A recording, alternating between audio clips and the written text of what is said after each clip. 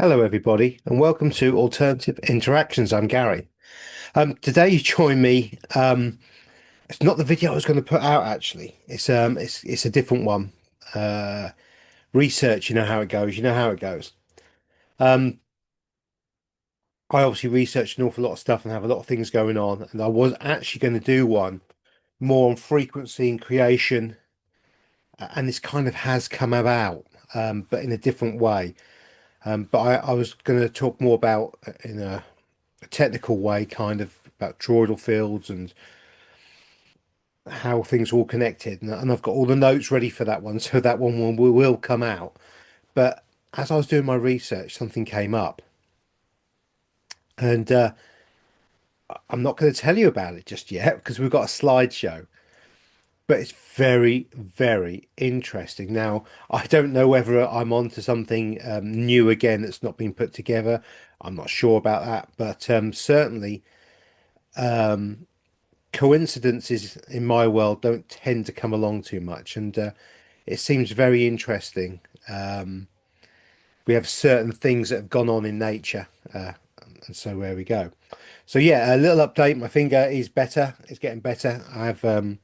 I obviously those who watch me will know that I decided to cut the side and top of my finger off. Why wouldn't you? And when I last checked on it, it had blood flow to the base of the nail again. And so, real good news. So, thank you very much, everybody, for the healing energies and support you've given me over that. It's really appreciate it. And so I've not gone to the hospital or doctors or anything like that, even though I'm in the UK and it's free. I don't trust the butchers. So there we go. Um, so I've dealt with it myself, and I think the outcome's been far better than it would have been otherwise. And that's food for thought as well. So I've got a really interesting, I think, interesting display show to put on today. Very, very interesting. I'm fundamentally let me just so I'm just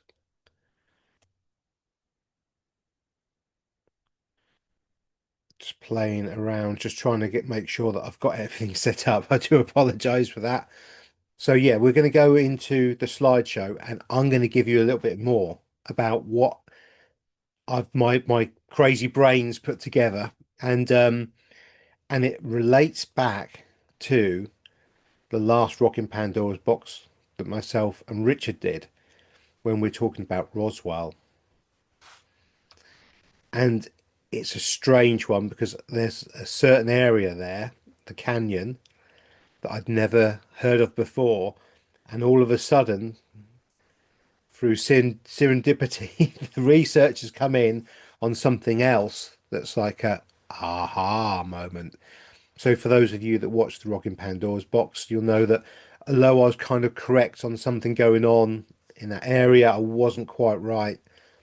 This adds a little bit more depth to what I was potentially talking about as we move forward. So anyway, on with the show. So share. There we go. So go from beginning. Come on. There we go. So hopefully you can all see that. And I have a really horrible um, bar. That's it. This has been removed. Right, now I can get on with the show. Let me just move myself out of the way a bit. There we go. So for those of you who watched our previous Rockin' Pandora's box, I think it was number 32 from memory. Um, we talked about Chaco Canyon and the fact it was a triangle to Roswell, Deuce, or Duluce, and Chaco Canyon, and it was all kind of interlinked in some way. Well, I've been doing I had a bit of a brainwave, and I'll go more into the brainwave in a little while. and explain it at the end of the show. I've got some slides, some a bit more technical. So what we're going to do, we're going to look at some slides and six fingers, because obviously I've only got 10 and you know the 99.999% of you viewing this will only have 10 digits these days. But we're going to go and look into this, some examples through history, and then I'm going to explain my thoughts of why. So there we go. So the mysterious extra fingers and toes of the Pueblo people of the Chaco Canyon, and very interesting too.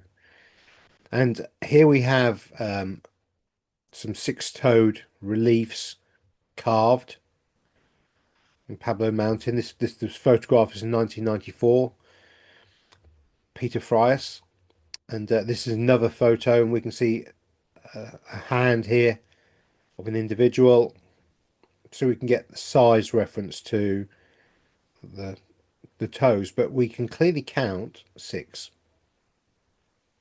Okay, I know it's the same photo, fundamentally same image as such, but we can see very clearly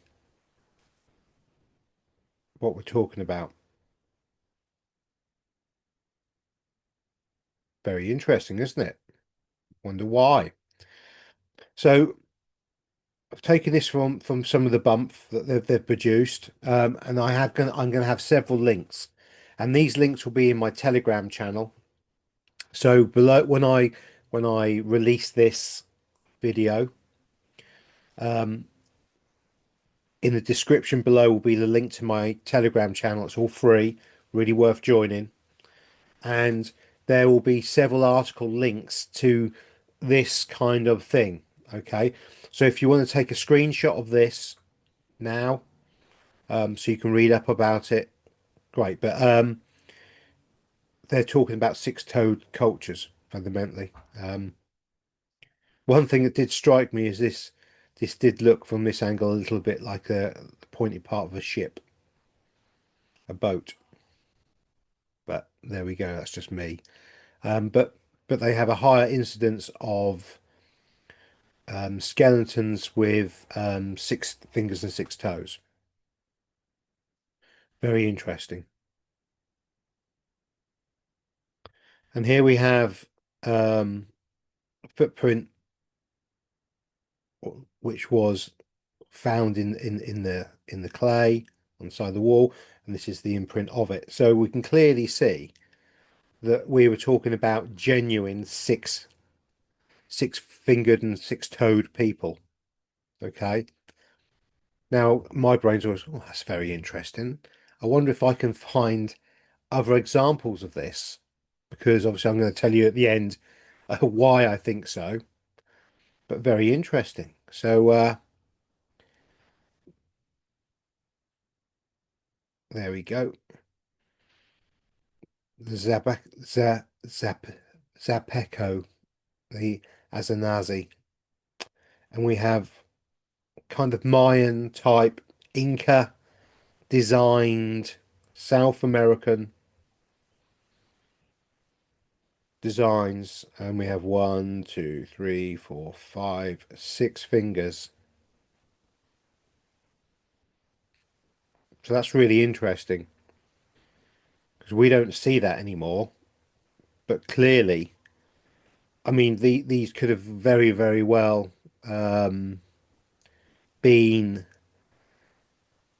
the rulers, which is why we have these images of them. But they have six fingers, and these two people or these two individuals are not the same people.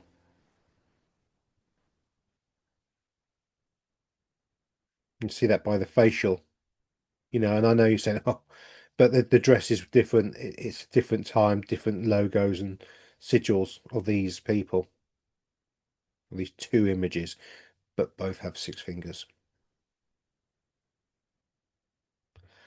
We also have this, and this is more Aztec or Mayan, the boot. And when we count the toes, and someone's done a very nice little drawing here, we can see one, two, three, four, five. six. So again, it's very interesting that we have ancient cultures that connect to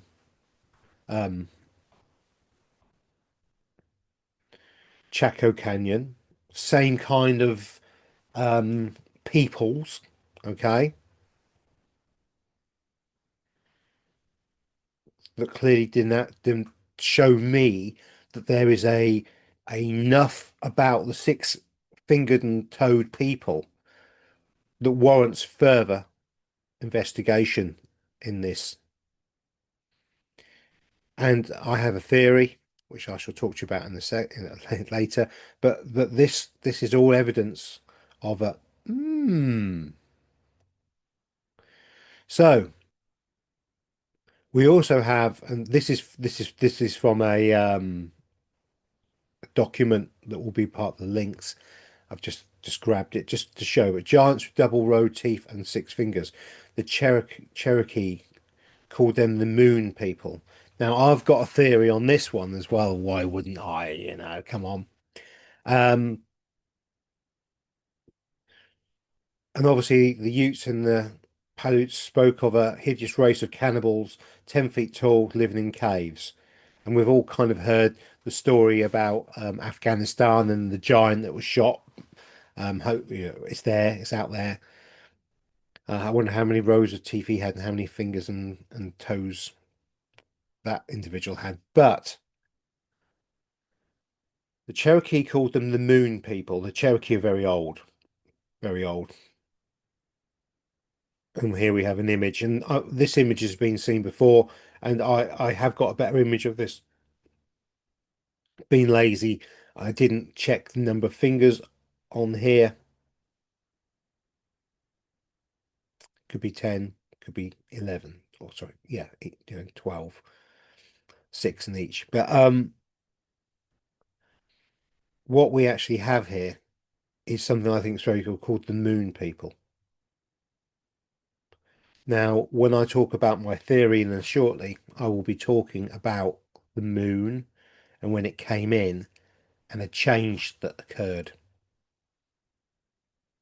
So I think this slide is very, very interesting. They called them the Moon People. Now, did they call them the pre-moon people? Because we know in history, the Ethiopian Bible and Aboriginal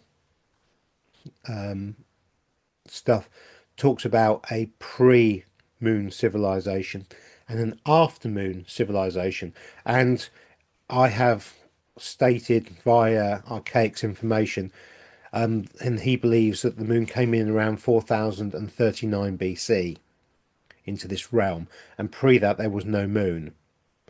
So that kind of to be called the moon people could be that they're pre-moon and they're yeah. So interesting. Now here we have a Buddha. One, two, three, four, five, six digits. Buddha carved into a temple, solid wall, six digits. You can see that's got some age. You can see the wear or how these have gone off. You can see that the facial. This is very, very old. One, two, three, four, five, six. And something I want you to take notice of, because we're going to be going into this later, is how we have the fingers and the thumbs. They're puff. They're if you hold your hand up and look at it, they're anatomically correct. Okay, you can see that they've been carved anatomically correct.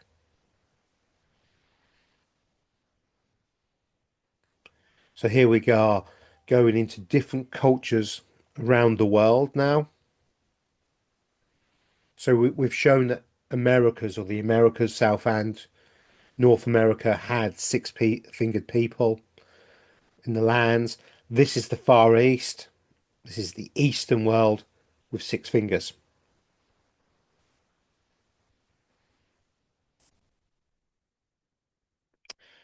This very tall, six-fingered being, person, is in Australia. It's on an Australian wall. It's been done by the Aborigines. I should imagine the Aborigines are this kind of size, or these could be something else altogether. Ant people, I don't know. But we can clearly see one, two, three, four, five, six fingers, six toes. Aborigine. So this is Australia. So we've gone to the Far East, we've gone to Americas, and we've gone to Australia.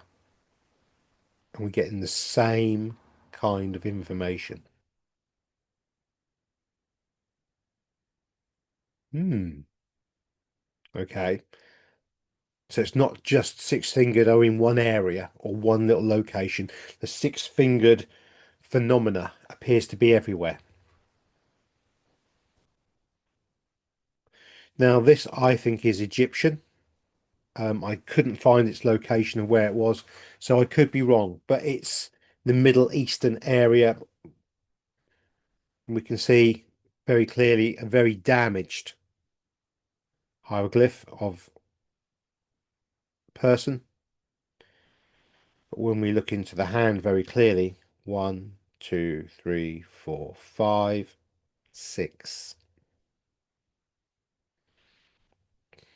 This has been carved a long time ago onto a wall, clearly showing six fingers.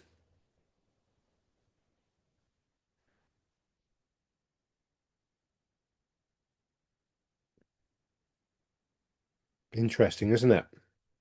So we're now into the, Middle Eastern area, North Africa kind of region of.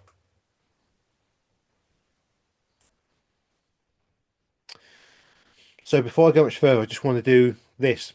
The Bible states, okay, Chronicles 26:16 is mention of the giant with six fingers on each hand, Goliath. And it's also in, let me think, Samuel 21, 20 to 21. I think it's Goliath and th the three sons. And I think they talk about one of the names of Goliath's children, but they mention the six fingers and six toes. So I'm not saying the Bible's right or wrong about anything, but here we have further confirmation. I'm showing you some of the pictures, some more to come, but I'm also showing you text, ancient text, if that's the way you want to look at it, about six-fingered individuals. But what's really lovely is people born with six fingers often show exceptional traits.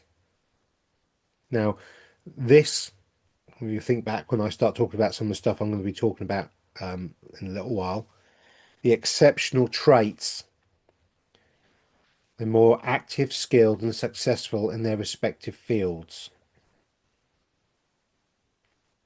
And I will be getting on to the reason why I think that is so. Okay, because I think that's not coincidence. This is part of the theory of that I've got, the craziness of Gary. So there we go.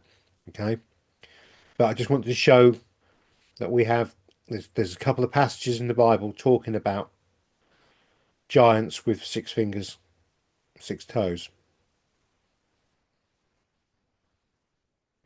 and we also have modern medical science showing that they have heightened abilities. Hmm. Now, this is a statue of Gilgamesh, Anunnaki, I believe, and it's a fairly famous one with him holding the lion, and we can see the size, and we know how big lions are these days. So I would say if you took that, that could be potentially be the correct one-to-one size of the people we're talking about. Now, this is like 2300 BC, isn't it? Something around that, like that, you know. We're talking quite early on, you know. So certainly, you know, a long time ago, 4 or 5 thousand years ago, potentially. But we have a lion which looks to me, compared to this gentleman that's looking up to it, to be around the right kind of size as a lion. And so I'm going to take this gentleman, being an Anunnaki, a watcher, whatever you, Gilgamesh, whoever you really think he was in the stories. It's very interesting. Now, I looked at his hands in this because I think this is probably one of the genuine old wall carvings of him. And we can start looking at the hands here. Now, we can see that everything is anatomically correct, perfect. From the lion, the full works. It all looks, muscle tone, everything is in sync. 1, 2, 3, 4, 5, 6. 6 toes. 1, 2, 3, 4, 5, 6 toes at the bottom. But people don't normally look down below, they look at the hands. And I think we've got some skullduggery going on. I wonder why. When we look at the hand here, we have a thumb, 4 fingers. But the little finger, and I don't think that is, stops a finger widths inside the palm of the hand. Like this.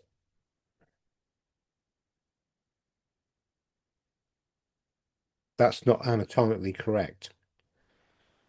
Remember, this is carved. It would have been relatively easy to carve a finger off. Remember the feet at the bottom. 1, 2, 3, 4, 5, 6. And here we have the hand here. This time we do have a little finger anatomically to the edge of the hand, but the little finger is double the width of all the other fingers. So I'm saying that there's been some fill gone in there, or something's happened, because we would have had 1, 2, 3, 4, 5, and with the thumb 6.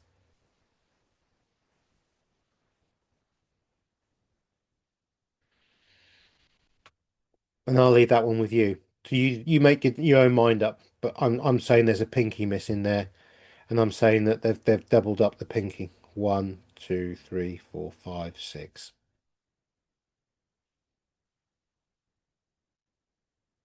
Why would they do that? Why would somebody go to the trouble of doing that?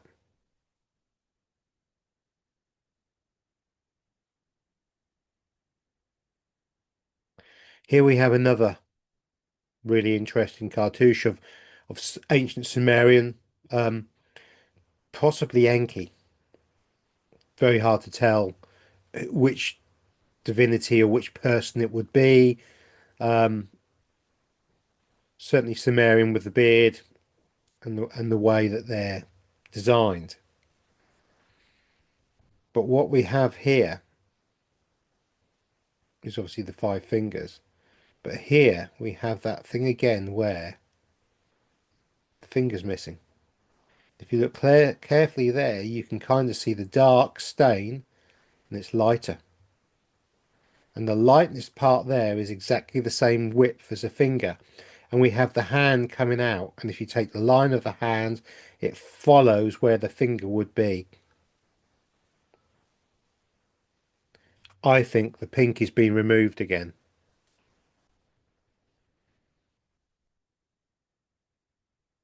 And when we look at this hand, when we look at the whole design, the knee, how it's all done, we look at the hand here, it looks wrong. Looks like it's missing something. looks like, and we can see here, it's missing a finger. And this has been carved in extra. This, whatever's going on. We have nails. We can clearly see nails. It's anatomically correct. Look at my hand. Look at your hands. And yet, all of a sudden, the sort of the palm of the hand goes. There's a finger there. There's part of a finger there. It's been removed. In fact, is that the finger going up there in some way? It's been played with. It doesn't look right. Looks wrong, doesn't it? Does to me anyway. You know, you think I'm wrong, let me know. But why would they hide six fingers? Why would they remove six fingers? Why would it go to 10? Why have we got 10 and they got six? Why do we see or appear to see? I mean, when we go back to America, they've found lots of the Sumer, they found lots of ancient, or very old, tall skeletons. Now, it's been reported that some of them had six fingers and six toes. I don't know about all of them because the Smithsonian's got hold of them, put them on the ship, all the skeletons, took the ship out into the ocean, set fire to the ship, burnt it, and sunk it. Why would they do that? Why would the American government do that? Why would anybody want to do that to history? And yet it's been done.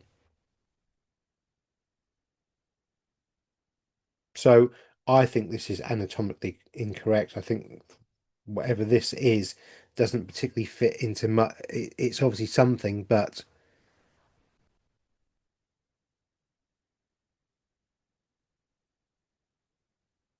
there's finger room there. There's a finger missing. Certainly here. You can see the light to dark.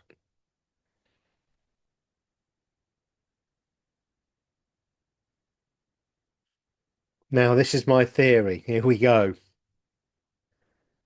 I have talked about the Chris code, the creational energy of this realm, and the Fibonacci sequence, which is the third party interloper. So what we're going to look at is both kind of in the same way. So when we lay both of them over each other, they both give us, if you looked at a snail shell, they give us exactly the same to the untrained eye, and my eye's still not trained. I couldn't tell the difference.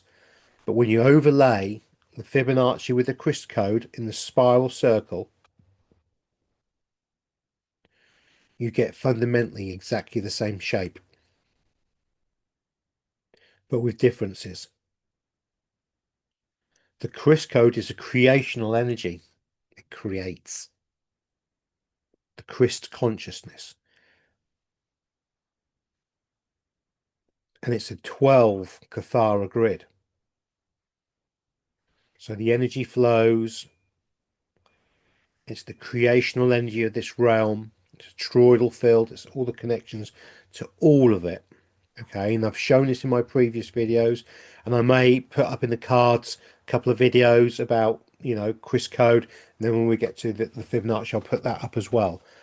And I've also linked in some other stuff as well, which again, I don't think other people have done yet.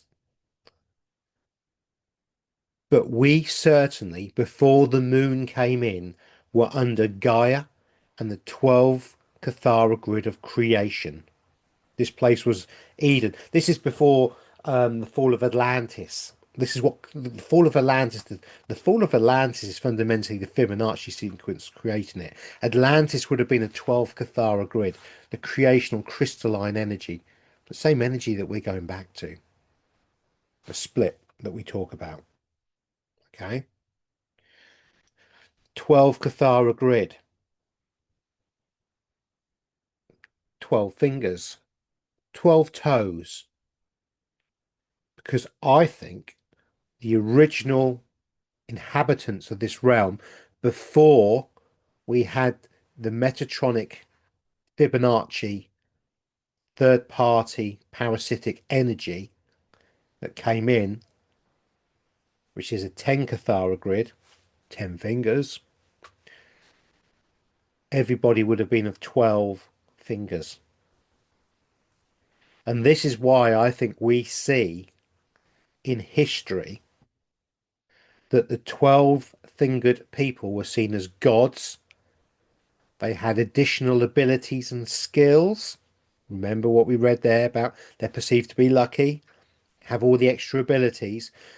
And that's because the 12 Cathara grid is the connection to the creational energy of this realm and is the creation, is the realm that we live in. And we have a third party interloper feeding off that energy in us, a parasite.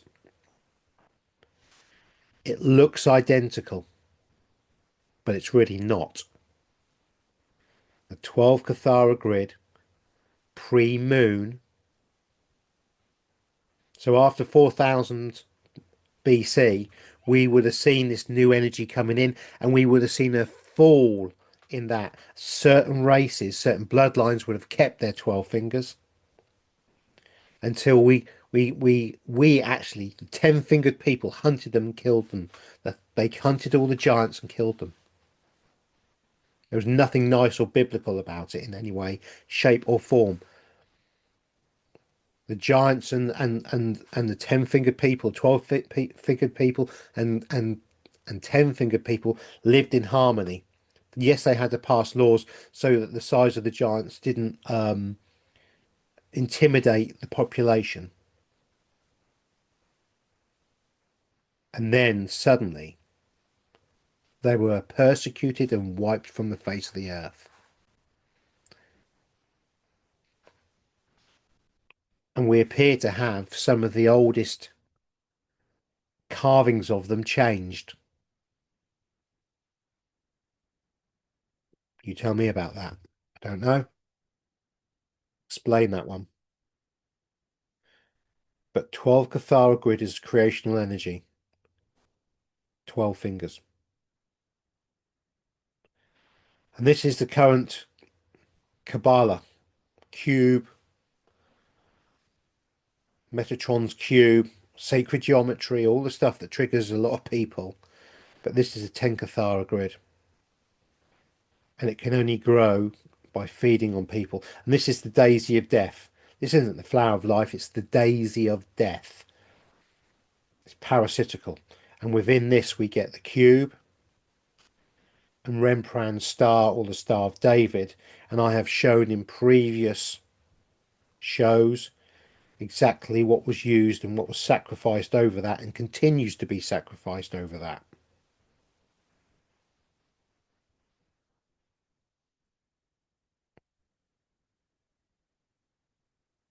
This is a 10 Cathara grid. We're under this control now. This mechanism has leached over and taken over from the 12 Cathara grid. We have a different vibrational frequency. We are frequency. It's our toroidal fields of frequency. Frequency equals creation. And so we're now created with 10 fingers and 10 thumbs. Toes. Sorry, not thumbs. Yeah. Okay. You've seen this before. The eternal life lotus structure or the metatronic finite flower of artificial life, AI.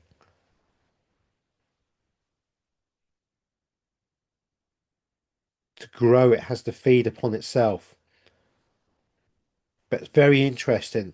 And this is something I'm going to, another one, 11, 11, 1, 1.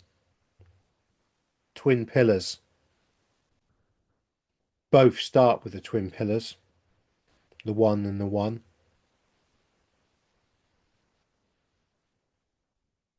We have the 4 pillars here to create the spiritual 2 to the 4 to the 8 to 16, 32, 64. Fibonacci, we have the 4 pillars. Exactly the same. But then we go to 2 to 4 to get to 3. 2 has to feed on number 1 to get to 3. This has positive, the eternal life structure has positive, negative ions. It's creational, it's Gaia, it's Mother Nature. This is not. Can only reproduce by feeding on loosh, us, and causes decay. Logarithmic decay, in fact. As this grows, and can always be taken back down to there, and because it has positive and negative ions, it's fundamentally atoms that we're looking at and stuff like that. It will grow. 12 fingers, 10 fingers. Okay. Now, this is me when I put the double slit interference pattern in, which would be the 12 finger creational energy of the Quiz code, 12 Cathara grid. In nature, produces an interference pattern when we're not looking at atomic material like protons, photons, ions, light waves. Fits the Quiz code, overlays, the shapes are the same, triangle, triangle, squares, that all fits.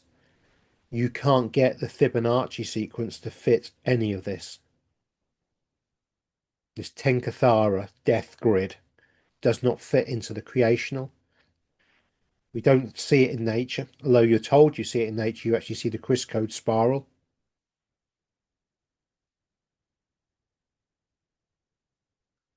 You'll see this is creation. This is 12 fingers. So why do we see 12 fingers? Because 12 fingers and the old ancient 12-fingered tribes were the original and still had the original crystalline energy flowing through their veins. And that's why when the demonics realized this, that there were still people out there, the Tenkathara grid, Star of David, Christianity, the cross, all used that system and they destroyed the 12 Cathara grid. They tried to destroy the creation of the 12, but they had to keep the creational energy going because that's how they feed. And so now we can now see the difference. We can see it and understand it. So my theory is, let me just escape.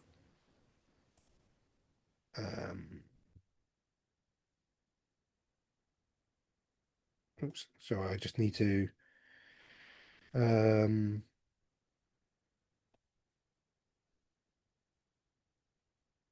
how do I get back? Because I've hidden the thing. I don't know. There we go. Let's do it a cheating way. Dear. Um,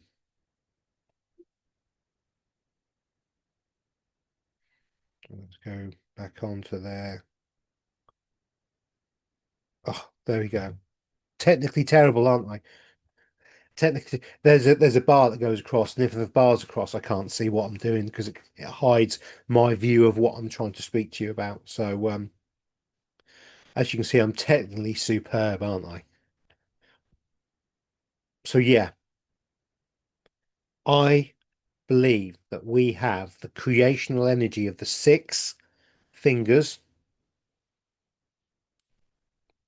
and toes, the 12, the 12 Cathara grid that was the creational energy of this realm in the first place, and it was usurped by the Fibonacci, which is a 10 Cathara grid, which is why we have 10 fingers and thumbs now. And I think if we started really digging hard and looking at some very old stuff, we would see very clearly that a lot of the ancient and oldest beings being spoken about would have certainly had 12 fingers and 12 toes.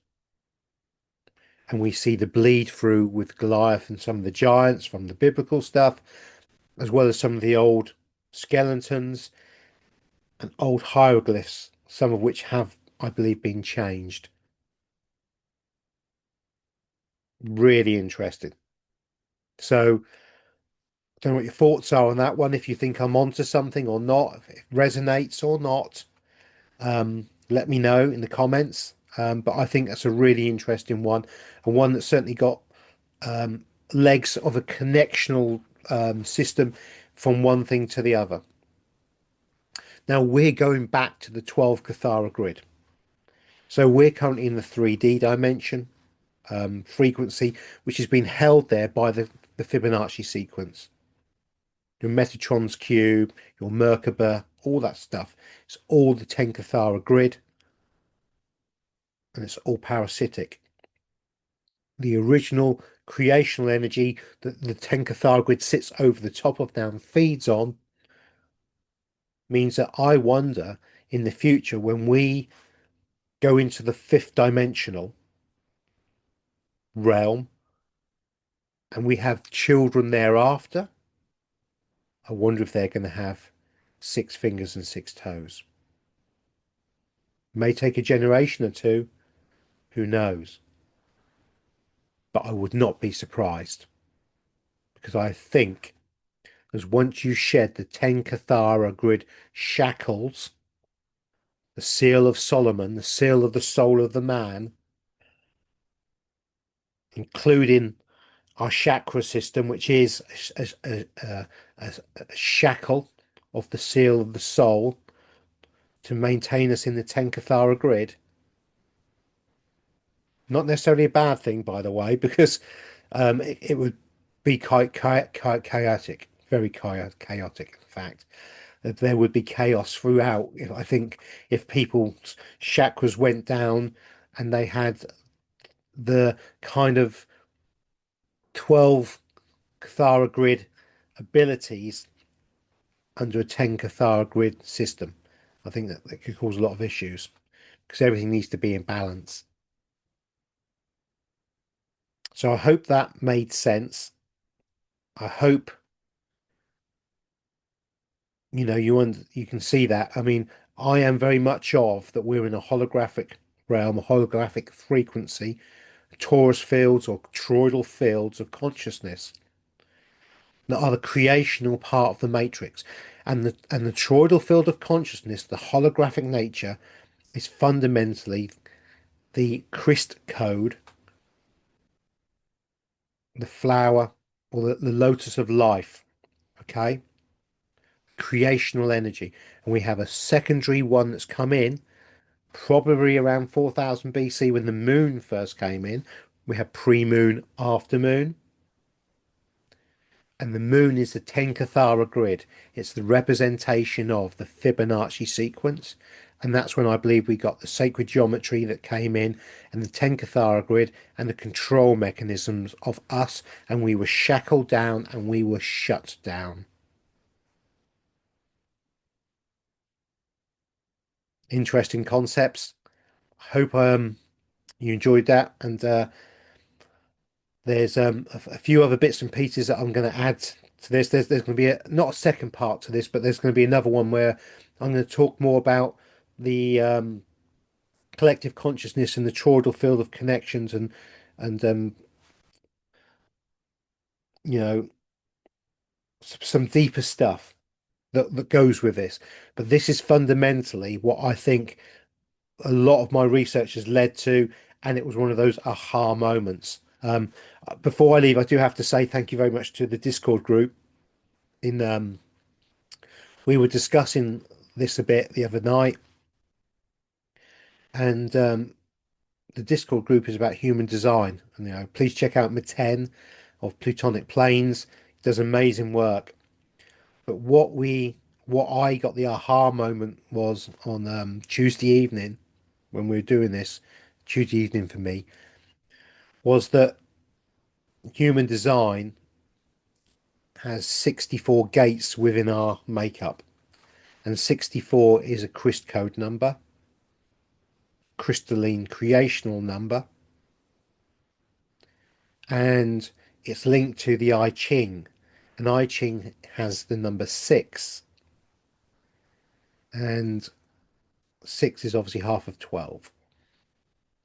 So again, it's a Chris code type number that can be seen that links into the creation of and the programming of us. Human design is about the internal programming, and then the astrology outside of the planets or the frequencies from the energies of the perception of the planets via the toroidal field then affects us through our human design, and we react and act in certain ways depending on what gates we have and what centers. And though it sounds deep, but everything is connected within the toroidal field of consciousness and everything is one. And with that, I'll leave you alone. Thank you very much for watching, and please enjoy the outro from my friend Lovely Rusty, and the positive energies and the vibes that we get from that, from the lovely memories of past friends and loved ones that represents. So love, light, and blessings, everybody. Bye bye.